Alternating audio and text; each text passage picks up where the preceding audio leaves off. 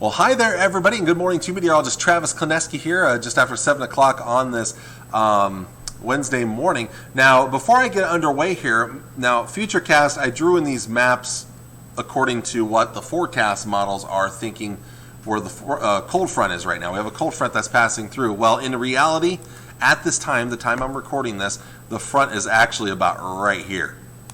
So it's actually advanced through quicker than expected here, which could mean a few spots will be a little cooler than expected. Now, this front is expected to stall out today in southeast Nebraska and north central Kansas.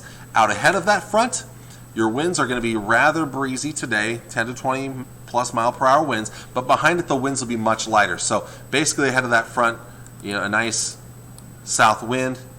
Behind it, more of a north and northeast wind that will be a little lighter, around 5 to 10, or 5 to 15, as opposed to the 10 to 20 plus mile per hour winds out ahead of that frontal boundary. Now, there might be a few extra clouds closer to that front later on today. Well behind the front, more sunshine expected. So kind of areas, kind of circle them here. These areas will see plenty of sunshine today, but there's going to be a band of clouds that develops close to this frontal boundary today, maybe even an isolated shower or thunderstorm. Better chances will come this evening, but really favoring areas in eastern Nebraska.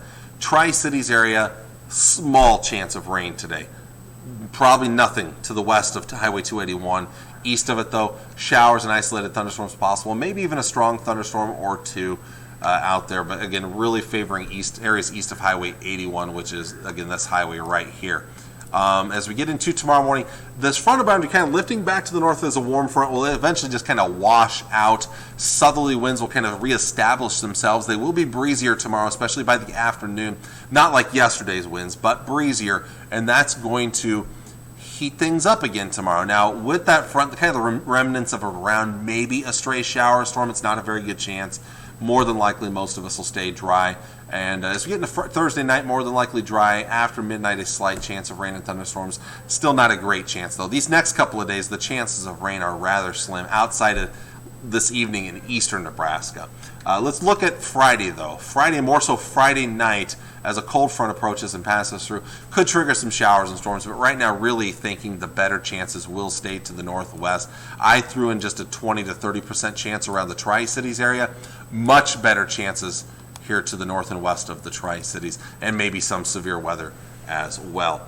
Well, as we look ahead to today, now, again, my forecast calling behind the front, low to mid 80s, maybe upper 70s up there on Ainsworth, but out ahead of that front, lower 90s. Now, there is a chance that with the front passing through a little quicker than expected, that maybe there could be more 80s in these locations right here, maybe 89, 88 in Lincoln, Hebron, maybe 89 or 90 around Smith Center, and even in the Tri-Cities, maybe closer to maybe 81 to 83 as opposed to that 82 to 85 degrees. So with that front passing through, that could have an impact on how warm temperatures get later on today. Now tonight, that front again stalling out in the southeast, so it'll still be warm in southeast Nebraska in the upper 60s and lower 70s, mid 60s in the Tri-Cities, cooler mid and upper 50s and lower 60s to the northwest. Tomorrow's temperatures heating up. Again, that south wind picking back up, especially in the afternoon, mid to upper 80s and lower 90s for high temperatures. And then Friday, a little cooler out there, more in the way of low and mid 80s for highs, perhaps upper 70s up there in Ainsworth. How about that long-range forecast? You all want to see this. Well, first off, keep in mind, our average high today is 76 in Kearney, 77 in Hastings and Grand Island. The only day close to that is Sunday. So while we're not as hot as we have been recently, we will be still very warm for this time of the year for the mid to late August or September time frame here. Again, the chances of rain and thunderstorms very slim in the coming days ahead. You see only 20% chances here as we look towards Wednesday, Thursday, Friday here. I don't know why that did that there, so let me. That's weird. I've never seen that happen with this graphic. Let's go. I'll go back to make it the way it was. I was fiddling around with it, and I've never seen that do that before. Our two best chances, and these aren't even that great of a chance right now, would come late Friday night. That's that time frame again after midnight, and then again late Saturday night after midnight, and that's where I bump it up to a 30% chance. Still not a great chance of rain and thunderstorms. Daytime Saturday looks dry.